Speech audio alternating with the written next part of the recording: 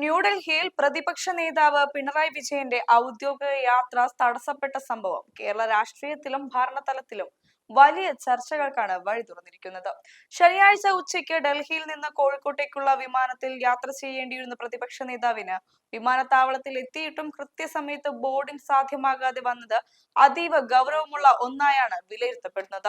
ഔദ്യോഗിക പ്രോട്ടോകോൾ പദവിക്കുള്ള വ്യക്തികളുടെ യാത്രാ ഏകോപനത്തിൽ സംഭവിക്കുന്ന ഇത്തരം വീഴ്ചകൾ കേവലം സാങ്കേതിക തകരാറുകൾക്കപ്പുറം ഭരണപരമായ വലിയൊരു അനാസ്ഥയിലേക്ക് വിരൽ ചൂണ്ടുന്നു. ഈ സംഭവത്തെ കുറിച്ച് അന്വേഷിച്ച അഡീഷണൽ റെസിഡന്റ് കമ്മീഷണറുടെ റിപ്പോർട്ടിൽ വ്യക്തമാകുന്നത് പ്രോട്ടോകോൾ വിഭാഗത്തിന്റെ ഭാഗത്തു നിന്നും ഗുരുതരമായ ഏകോപനമില്ലായ്മ ഉണ്ടായിട്ടുണ്ട് എന്നാണ്.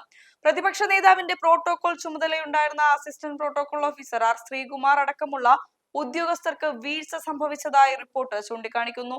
VIP ലോഞ്ചിലിരുന്ന പ്രതിപക്ഷ നേതാവിനെ സ്വീകരിക്കാൻ വിമാന കമ്പനി അധികൃതർ എത്താതിരുന്നതും പ്രോട്ടോകോൾ ഓഫീസറും എയർലൈൻസും തമ്മിലുള്ള ആശയവിനിമയത്തിലെ പാളിച്ചയുമായാണ് യാത്ര മുടങ്ങാൻ കാരണമായി കണ്ടെത്തിയിട്ടുള്ളത്.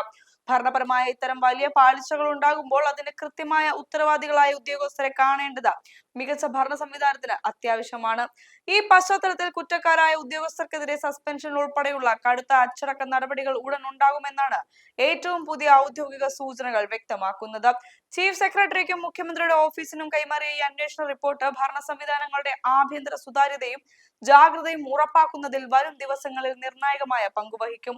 ഒരു സംസ്ഥാനത്തിന്റെ ഔദ്യോഗിക പ്രതിനിധികൾക്കും ഭരണഘടനാ പദവികൾ വഹിക്കുന്നവർക്കും വേണ്ടി പ്രവർത്തിക്കുന്ന പ്രോട്ടോകോൾ സംവിധാനങ്ങളുടെ പരാജയം പൊതുഭരണത്തിന്റെ കാര്യക്ഷമതയെ തന്നെയാണ് ചോദ്യം ചെയ്യുന്നത്. ഡൽഹിയിലെ കേരള ഹൗസ് പോലുള്ള സംവിധാനങ്ങൾ സംസ്ഥാനത്തെ പ്രതിനിധീകരിക്കുന്ന ഉന്നത വ്യക്തികൾക്ക് സുഗമമായ സുരക്ഷയും യാത്രാ സൗകര്യങ്ങളും ഒരുക്കാൻ പൂർണ്ണമായി ബാധ്യസ്ഥരാണ്.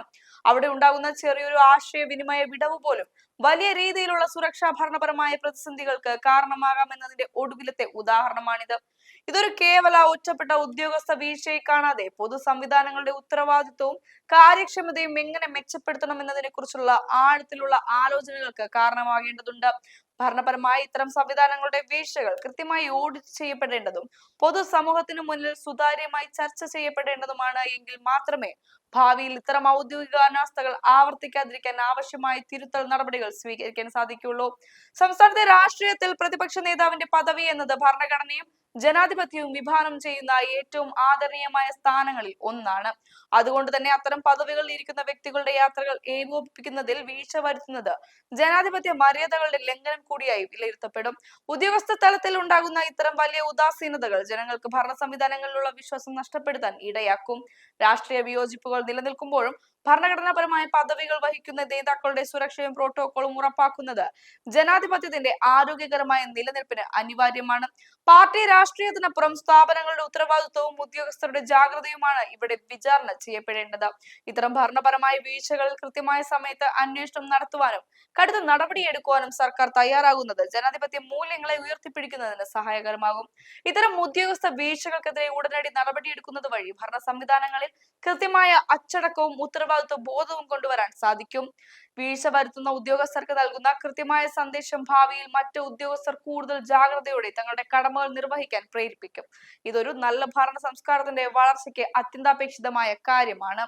ഭരണഘടനാ പദവികളുടെ അന്തസ്സും പൊതുഭരണ സംവിധാനങ്ങളുടെ വിശ്വാസ്യതയും സംരക്ഷിക്കപ്പെടേണ്ടത് ഓരോ പൗരന്റെയും അവകാശവും ആവശ്യവുമാണ്. അധികാര വികേന്ദ്രീകരണവും ഉത്തരവാദിത്വ ഭരണവും യഥാർത്ഥ അർത്ഥത്തിൽ നടപ്പിലാക്കുന്നുണ്ടോ എന്ന് വിലയിരുത്താൻ ഇത്തരം സംഭവങ്ങളിലെ ഭരണപരമായ നീക്കങ്ങൾ നമ്മൾ സൂക്ഷ്മമായി നിരീക്ഷിക്കേണ്ടതുണ്ട്. നിയമവാഴ്ചയും സുതാര്യതയും ഉറപ്പാക്കാൻ ഇത്തരം ഔദ്യോഗിക റിപ്പോർട്ടുകളിലെ കണ്ടെത്തലുകൾ പരസ്യമാക്കേണ്ടത് അത്യാവശ്യമാണ്. ഈ നിർണായക വിഷയത്തിൽ നിങ്ങളുടെ രാഷ്ട്രീയ നിരീക്ഷണങ്ങളും ഭരണപരമായ അഭിപ്രായങ്ങളും താഴെ കമന്റ് ബോക്സിൽ രേഖപ്പെടുത്തുക. നമ്മുടെ ജനാധിപത്യ സംവിധാനങ്ങളുടെ കാര്യക്ഷമതയെക്കുറിച്ചുള്ള ഈ സുപ്രധാന ചർച്ച കൂടുതൽ ആളുകളിലേക്ക് എത്തിക്കുന്നതിനായി വീഡിയോ ലൈക്ക് ചെയ്യുവാനും സുഹൃത്തുക്കളിലേക്ക് പങ്കുവയ്ക്കാനും മറക്കരുത്.